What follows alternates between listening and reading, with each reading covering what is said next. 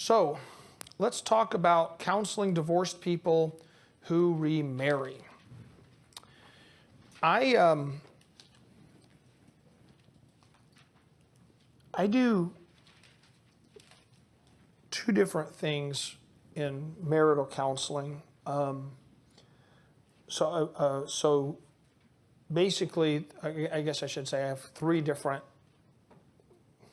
ways that I approach marital counseling. Okay, so first, if I'm doing premarital counseling, I do 5 sessions of premarital counseling. I don't do 20 or 30 sessions. I don't do, super extensive things because, and here's my thinking on this, they don't care what I have to say.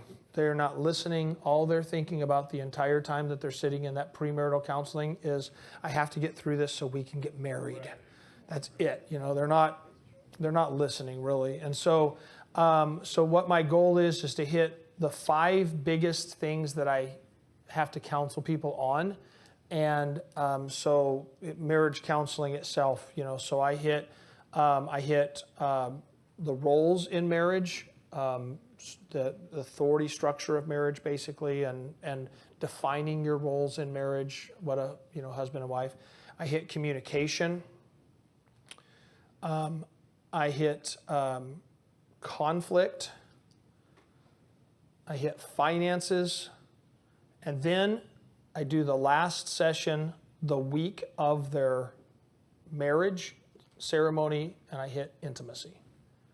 And those are the 5 topics I cover in premarital counseling.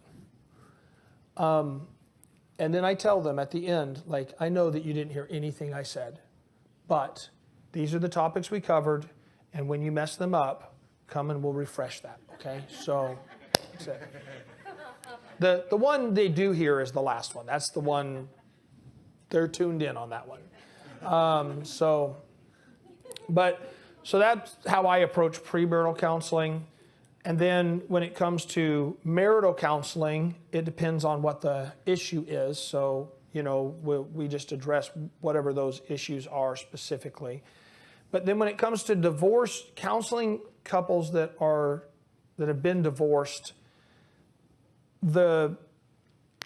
in marriage relationship stuff, there is the problem of baggage, right? They're bringing baggage into a relationship that you don't have to deal with those that have not been married, although they do sometimes bring, it's good for them to deal with, abuses and those type of things before they get married. And if there is that, we do that.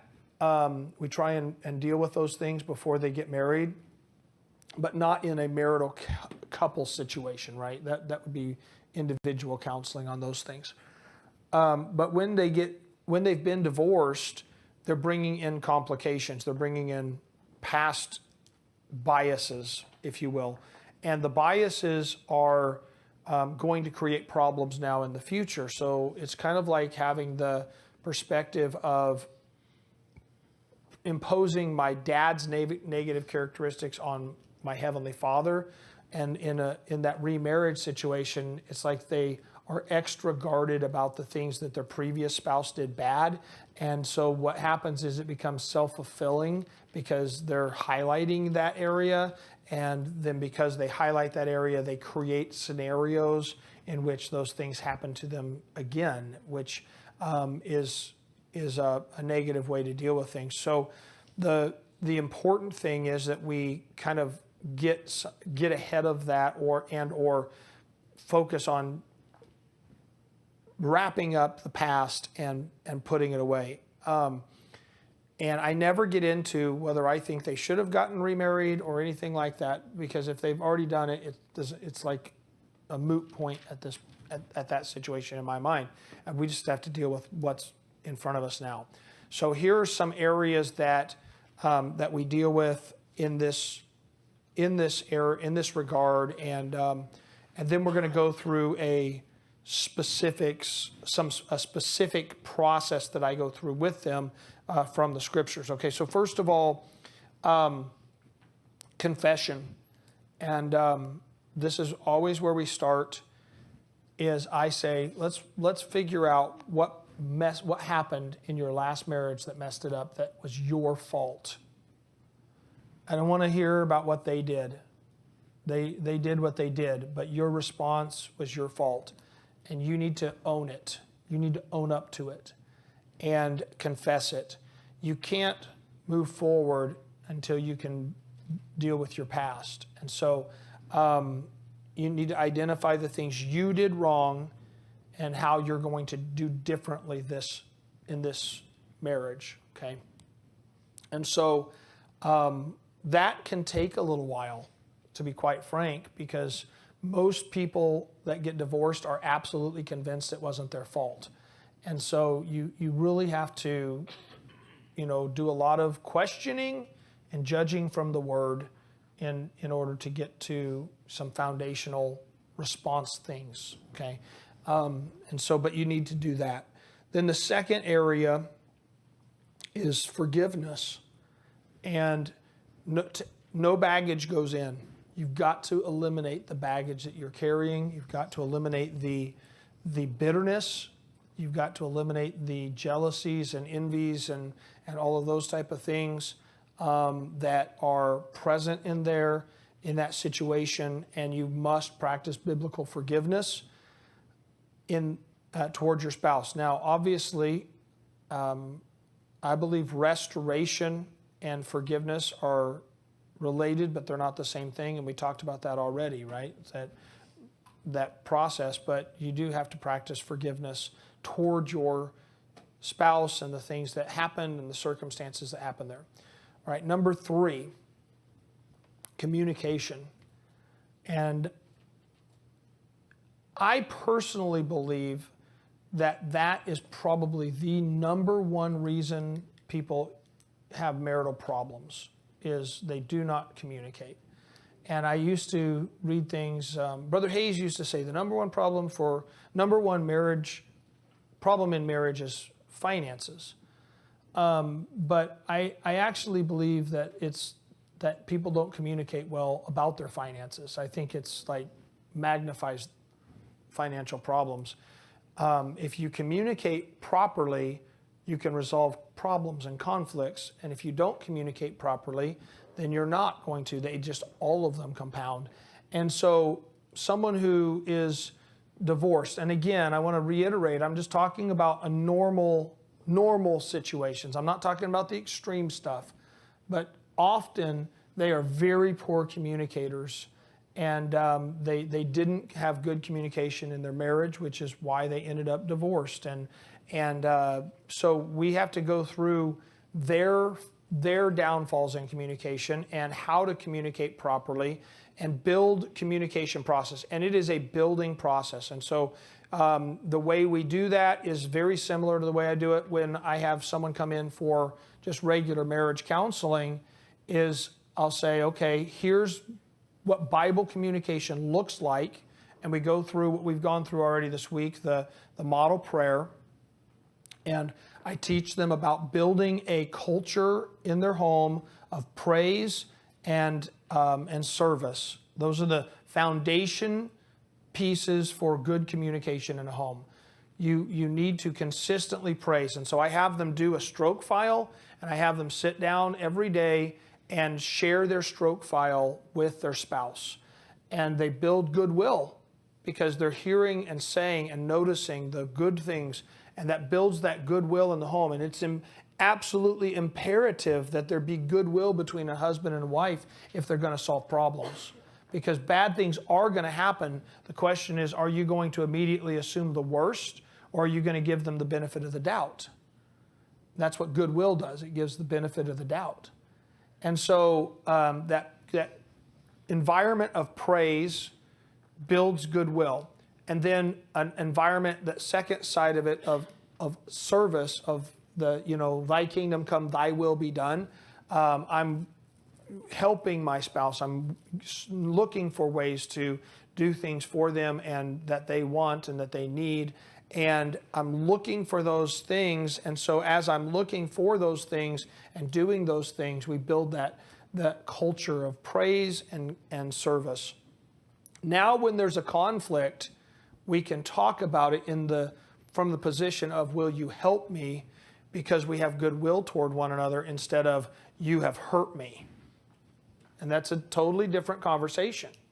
And so, we have that process, and we talked about that already in the Lord's Prayer and the communication dynamic. Well, we have to establish that. And so in that process, I'll have them do a stroke file. This is one of the first things I have them do, and I have them start telling each other every day those things, and they sit down and share it. And then start having them offer to help one another. Just ask each other, is there anything I can do to help you? What can I do to serve you? And as they start serving one another, then their hearts are drawn toward one another. And there's again, the reinforcement of goodwill. And then I have to teach them how to define or, quantify the problems. And so what we do is we'll say, write down a list of the things that you argue about, the things that you fight about, and let's sit down with your list. And then we talk through how to quantify a problem. And sometimes it takes an entire counseling session just to get through one. Sometimes it can take longer because it's obviously not natural, or they would already be doing it, right? And they've learned bad behavior. They not only have to learn good behavior, they have to unlearn the bad behavior. And so we just sit down, and we may do that for 3 or 4 more counseling sessions, just doing that, teaching them the process until they have it down. And we use an outline.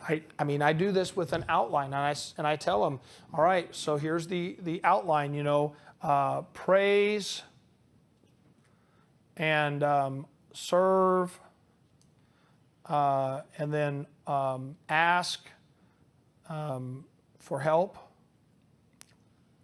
That's where we do the quantifying of the problem and how to ask for help. And then forgive. And 5, plan. How are we going to avoid this in the future? And then 6 ends with praise again, right? That's the model prayer. Our Father which art in heaven, hallowed be thy name. Thy kingdom come, thy will be done on earth as it is in heaven. Give us this day our daily bread, and forgive us our trespasses as we forgive those who trespass against us. And lead us not into temptation, but deliver us from evil. For thine is the kingdom and the power and the glory forever. Amen, right? So that's the model prayer process of communication. And these 2 parts lay the groundwork so that the rest of it works. That's a process. So we literally will write out the outline, and I'll say, okay, now once we've started learning how to do this, and once we work through it just a little bit, now you're going to take these things and you're going to you're going to use this outline, you're going to write it out point by point, how you would communicate this, and then you're going to bring it back and we're going to go through it together and we're going to talk it through. And we just do that by practice, right? And you just are building and teaching and developing proper communication that way. And it can take a little time, but once it clicks in, boy, it really changes, that communication. And you know what proper communication changes? Intimacy. Hugely. Oh, well, let me show you that, okay? So turn over to Ephesians chapter number 5. Ephesians chapter number 5, he says this, verse number 25, husbands, love your wives, even as Christ also loved the church and gave himself for it, that he might sanctify and cleanse it with the washing of water by the word. Now, hold on to that verse there for just a second. So his demonstration of love began with this thought in verse 25, sanctify.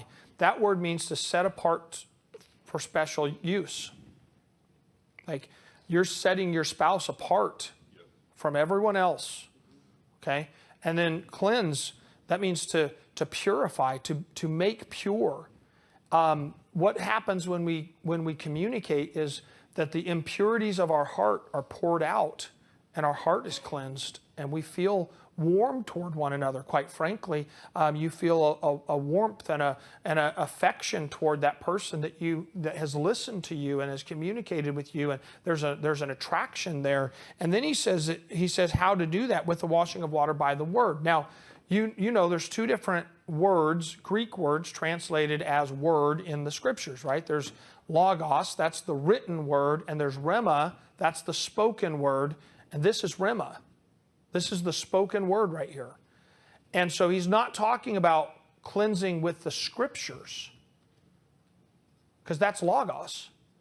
He's talking about cleansing with our voice. Well, what does that mean? I believe exactly what he's talking about when we're talking about our relationship with God. How are we cleansed? We're cleansed when we pour our heart out to God in prayer. And we bear our burdens to Him, and we just tell Him, and we confess, and we pour it out. And I hope that you've had this experience like I have of going to God and just like pouring it all out, and just that burden that is lifted, and you feel clean, and you feel pure, and you feel close to Him, right? Well, that's what you're supposed to do in marriage. That's what communication should do. And then notice the very next statement in verse 27, that he might present it to himself, a glorious church. There's the presentation that takes place after that. And it's a glorious presentation. There's an intimacy that is developed. And so anyway, we could go on there, but I believe, and I use these verses when I go through this and talk about, this is what we're doing. We're learning how to sanctify and cleanse one another, and the result of this is going to be presenting ourselves to one another, right? And this just magnifies intimacy tremendously. Okay. So the problem in the previous marriage is there was a lot of bad communication habits, and the tendency is to bring these bad communication habits into the next relationship, and it's just going to happen over again, right? And, statistics are essentially, at least depending on where you look a little bit, but I think the first divorce in a first marriage is like 45%. I think first marriage divorce that end in divorce is like 45%, and second marriages that end in divorce is like 70%. And then third marriages go up and up and up. And so when you read a statistic that says over 50% of marriages end in divorce, you have to remember that those second and third and fourth marriage, those are all lumped into that, that estimate. And of course, our culture has come to the place where you drive around Oklahoma City. I don't know how it is in your place. Like, there's signs on every corner: no contest divorce, $295 or something like that. And it's almost like we're trying to just really encourage it, and promote divorce. It's the dumbest thing. It's so contrary to stability in a society. It's so contrary to all the things they talk about, these issues with the kids and the violence and the shooting and all of that type of stuff. There's a direct link to instability in homes. A direct link to instability in homes, and yet we're absolutely convinced it's because guns exist. So so dumb. All right. So communication, and then the next thing we deal with is commitment. And why? Well, because 70% of second marriages end in divorce, and they've already done it once. And there's always this thing in the mind that says, well, if this one doesn't work, and that's why, by the way, 70% end in divorce, because they enter into that new marriage with a mentality of, well, if it doesn't work, I'll just get another divorce. And of course, if that's how you enter in, then that escape hatch option is always going to be, the first resort. And Angela and I am very honest about the situations we went through, and much to her chagrin, to be quite frank. But at the same time, I do believe this, that God takes us through circumstances to help, not only help us, but to help others. And if we're not transparent about that, then other people think that they're the only ones that go through things. So when we went in our first ministry, our first pastor started a church, we fought a lot, and we had a lot of anger issues, and we had a lot of conflict. And one day she said, I'm divorcing you. I'm done. I'm divorcing you. And I was stupid, and I don't recommend this, but this is what happened in our circumstances. I went upstairs, and I got a suitcase, and I started putting her clothes, not angrily, but I just started putting her clothes in a suitcase. And she came up in the room, and she's like, "What are you doing?" I said, "I'm helping you pack." And she said, "Why are you doing that?" I said, "Well, you said you were going to divorce me." She goes, "Well, I was just mad." And I said it. And I said, "Well, we need to agree right here that will never be a plot or tactic that we use against one another, because if it is, let's just get it over with. We're not going to do that. And, if you think that I can't serve God, and certainly I won't be able to be a pastor, but I'll just figure it. I'll find some way to serve God, and I'll do that. But I'm not going to live under the threat of divorce." And then we just settled it. I mean, we just settled it. And so from then on, we were just going to fight to the death. But divorce was no longer an option. And they have to come to that conclusion. They need to come to that conclusion. That no, you know what? You messed up. And you need to own that you messed up. You committed sin in this relationship, and it was wrong to end it, and it was wrong to move forward. And now you need to not do it again. Don't say, "Well, this and that." No, you need to end it in your mind. This is the last relationship, and we're not going anywhere. We're just going to fight it out to the death. We're going to do it. And Brother Castile, when he was pastoring, often he would say, "I told Mary that if she ever packed her bags to leave me, just pack one for me too, because I'm going. I'm going with you. So just complete commitment."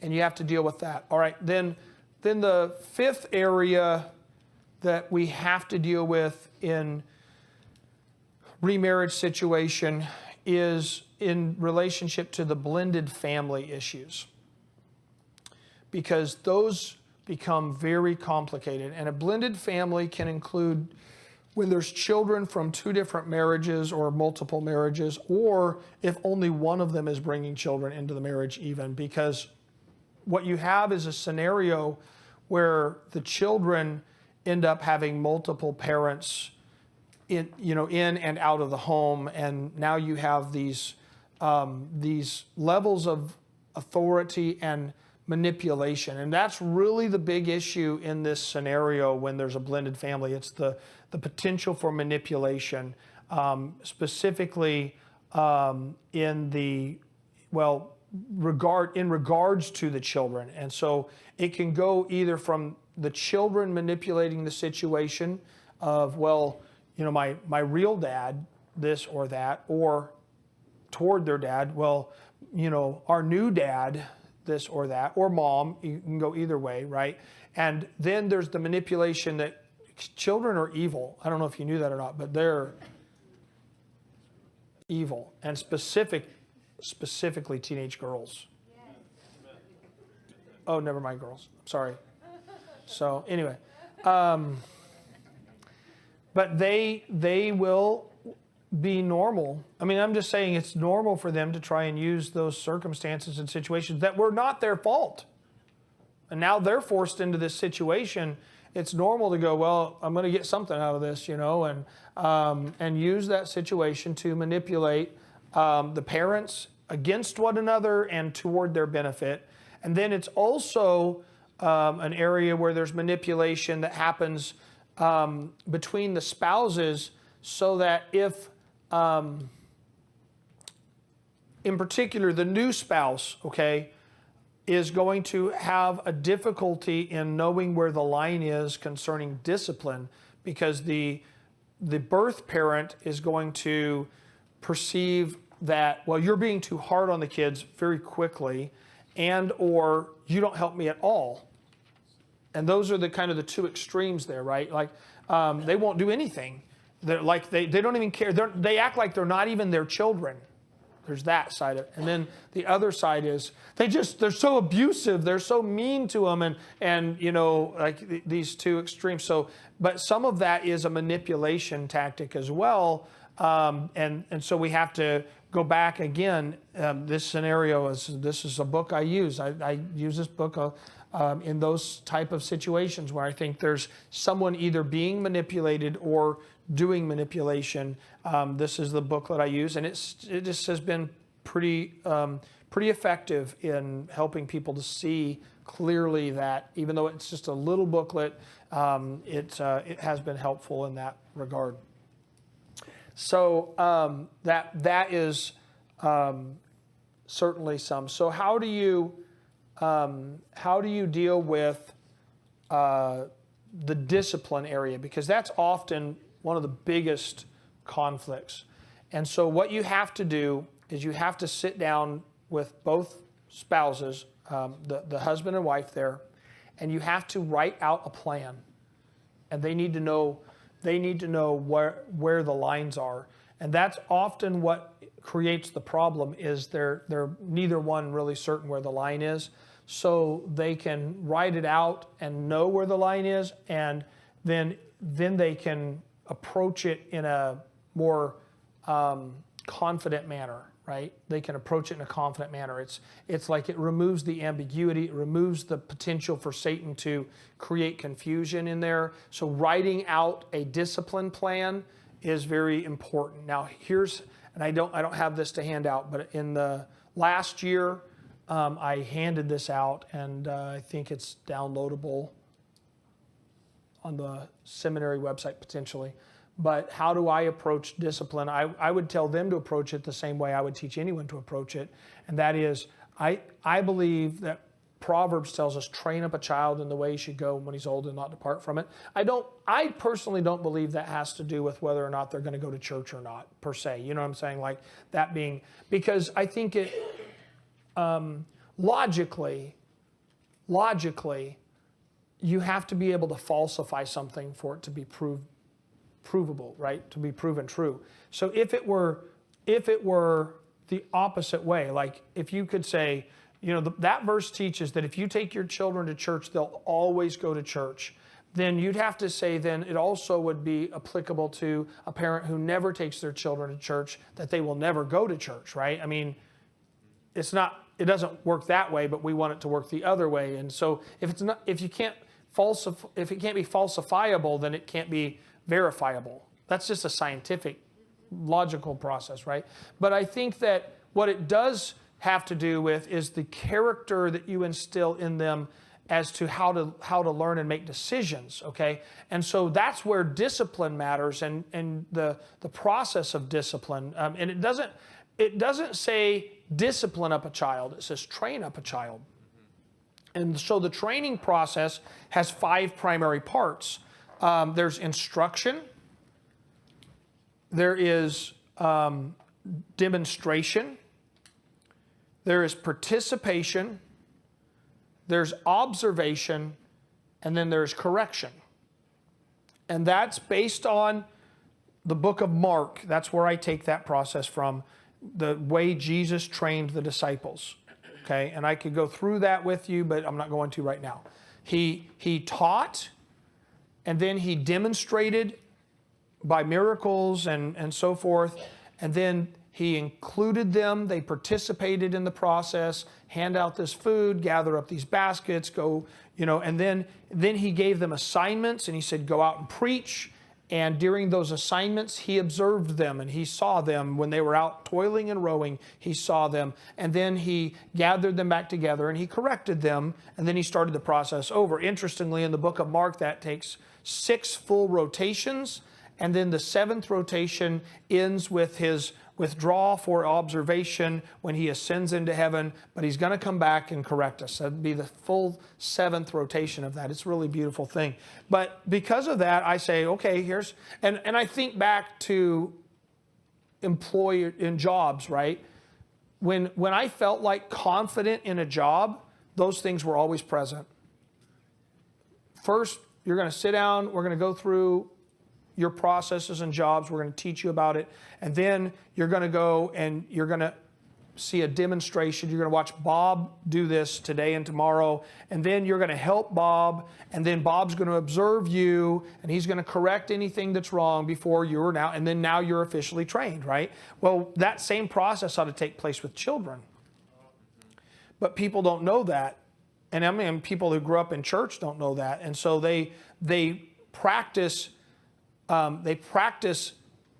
telling children the way they should go, in the sense of like what they should have done. So it's always that it starts on the correction end instead of the instruction end. A child is 5 years old. You're like, go clean your room, and they go to the room and they don't clean it. And the parent will say things like, well, I've cleaned it so many times. They ought to have seen what I did, but they don't go through the process of here's how we do it. First, we put all the toys in the toy box. We put all the clothes in the hamper, and then we do this, and we do this, and we do this. So every day, and I would write it out on a little thing on the wall, and put it on the wall with pictures maybe so they can see it, and then they can walk through this process. And you tell them and you talk to them about it, and then you have them observe it. You have them watch you do it. Not do it with you. Have them watch you do it. Here's how you do this. Watch mommy do this. Watch daddy do this. And then you say, okay, now let's do it together. And they do it with you. And then you say, okay, now I'm going to watch you today. I'm going to see how you do. And you follow the chart over here and do it in the way we do it. And now you observe them. And if they mess up, you correct them. Not discipline them yet. There's no discipline yet. Correction is, nope, that's not how we do it. Now let's go back. Let's remember, why do we do this? And we go back to instruction, and we go through that process again. So then when we observe again, now we observe it done right. Now they're trained. Right. That's training. And so how do we train, or how do we instill this in a situation where there's a divorce situation where there's the children? Well, we sit down first as the husband and wife, and we ask the question, what character do we want in our children? What character qualities do we want in our children? And we make out a list of those character qualities. And then from that list of character qualities, we devise or determine where points of training and points of discipline will come in. And we make sure that we have properly trained in that area. And then when they don't do what they've properly been trained to do, now then is where discipline comes into the picture, and not until then, right? And so we're not jumping on their back for every little thing, and they have no idea what it is that's supposed to go on. And how do we discipline? Well, we sit them down and we talk to them. Look, this is the rule. And why do we have this rule? It's because we want this character in your life. We want you to develop godly character. And this is the character quality we want in your life. And you know what we've trained you already and why we're training in this area. And so now, because you've disobeyed, there's consequences, there's discipline. But it's not because I'm mad at you. It's not because I hate you. It's because I want to instill this quality in character and the importance of it in your life. And now we have discipline. And then guess what we do? We go back and we go through the training again. And we're training them. That's what we're supposed to do as parents. And so we're so quick to just jump to discipline, And I'm for discipline. I'm for corporal punishment because it's biblical. But it should not be the first and last resort of every situation, right? And so often in these scenarios, there's just a lot of frustration because they don't know where the boundaries and the lines are. And so there's that complication here that's going on. So by doing these things where we sit down and we discuss it, what are the character qualities that we want to instill? How do we establish a proper training process for our children? And now what are we going to do when there's violations here? And I'm not talking about every different stage, every different thing maybe has a violation, but there are levels of violation, right? There's the, hey, I got busy playing and I didn't get it done violation. And then there's also the, I threw myself on the floor screaming and kicking and said, I hate you violation, right? Those are not the same. And they shouldn't be treated the same. Okay? And so we need to know that. We need to know where the boundary is so that both parents can exercise discipline, because it takes two parents to properly train a child. It does. And so that's a process we go through. This is part of the discipleship process or the counseling process in this situation.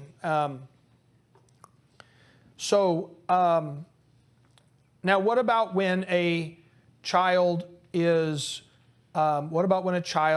shared? Well, that's a hard situation as well, because very frequently one of the spouses is not living a godly life and they're a bad influence. But you don't have a choice, okay? Here's the one thing that I really, really emphasize in this situation. If you'll do biblical training with your children, if you'll not make godliness the battering ram against the other spouse, like, don't stop viewing yourself as in competition with them and just be the parent your kids need. You don't have to point out every flaw that they have, because those kids love their other parent, even if they're a horrible person. Kids are like that, I mean, they love that other parent, and if you're constantly beating them up, then you're going to diminish yourself. That's right. Yes. So stop it. Just love your kids, train your kids, do right. And they say, well, at dad's house or at mom's house, I don't have to. That's okay. That's their house, And you know what? You're going to have to learn how to behave yourself in different environments anyway. When you go to work, they're going to have different rules than I have at home, and you're going to have to obey their rules. So it doesn't matter what their rules are. These are the rules, and these are why we do them. And be consistent, and consistency and a right spirit over time will establish that. But never get into the contrast, compare, and tear down of the spouse. You have to fight against that desire. And you have to also accept that your children at some point are going to make their own decision.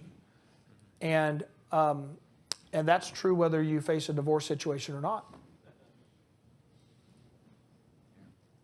Your kids get out on their own, and they're gonna make the choices that they're gonna make.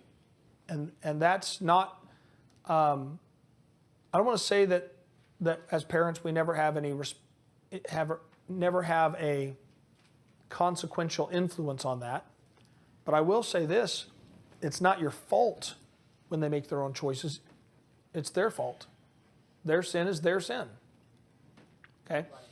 It's hard because as a parent that you raise your children in church, and you want to raise them with godly attributes and all that, and then we look at a child that goes wayward and we say, I messed up.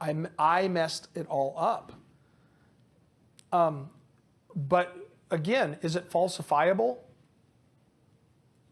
That kid that came on the bus route, whose parents were strung out every weekend, and they were never fed, and they had dirty clothes, and all that, and they came off that bus route. Is it their parents' fault that they turned out godly?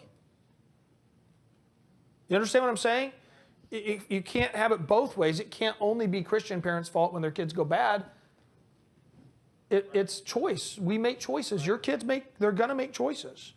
So what can you do? Well, you can do the best you can. And you can seek to follow God, and you can seek to instill biblical qualities. You can seek to be as Christ-like as you possibly can, and that's what you ought to do. And then you have to accept that they are going to make choices. And that's not always your fault. It's just not. It's the devil loves to play that blame game, but it's not always your fault. But when you're in those situations, the biggest thing I see in this is not attacking the other parent for all of their flaws.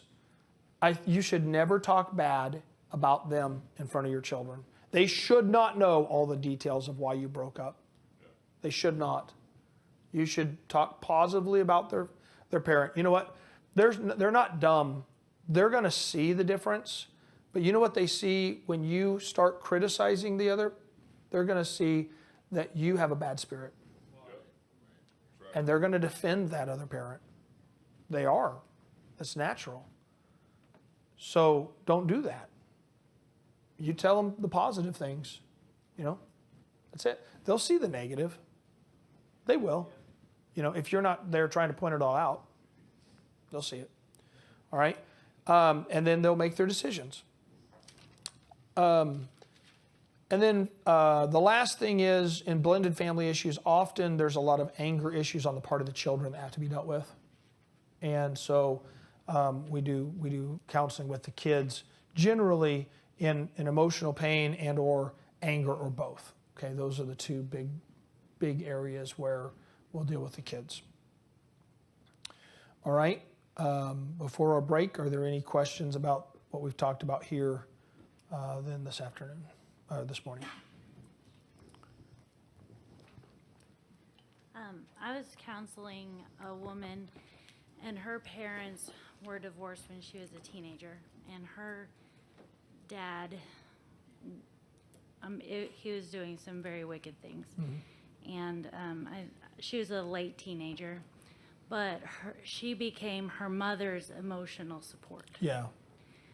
And I went through, father care, forgiveness, how you view God, but she could just not accept that her mother was wrong in. Yeah, moms do a tremendous, or dads both, you do a tremendous amount of damage to your child when you lay all the bad things that happen to you onto them. Is there something that you would suggest to kind of get somebody in that situation to see that, because she has this perfection view of her mother because of how terrible her dad was. And is there something that you would suggest to try to, not badmouth the mom, but try to get her to see the damage that she has because of that situation? The book Pleasing People is got some things in it that I think have a very good application to that. Okay. So that's by Lou Priolo also. And it's primarily a book I use when I deal with PBA type stuff. But in those scenarios, I think a lot of times like they want to please the one parent so much that they overcompensate in that area. And I think there's some things in there that would be helpful. I think it came idolatry. It came down to the point where her anxiety and all the things she was dealing with is because she had such a perfect view of her mom. Right. And she was never going to live up to the view that she had. Well, and then that's the, PBA dynamic, right? So that's, yep. Okay, thank you. Yep. All right. Any other question before we take a break? Yep.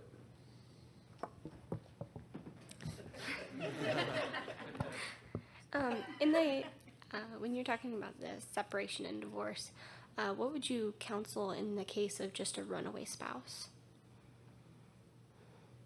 There's no separation, divorce. They just abandoned. Mm-hmm.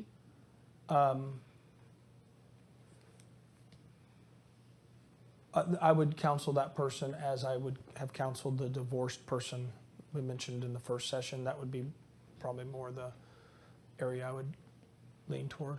Okay. Yeah.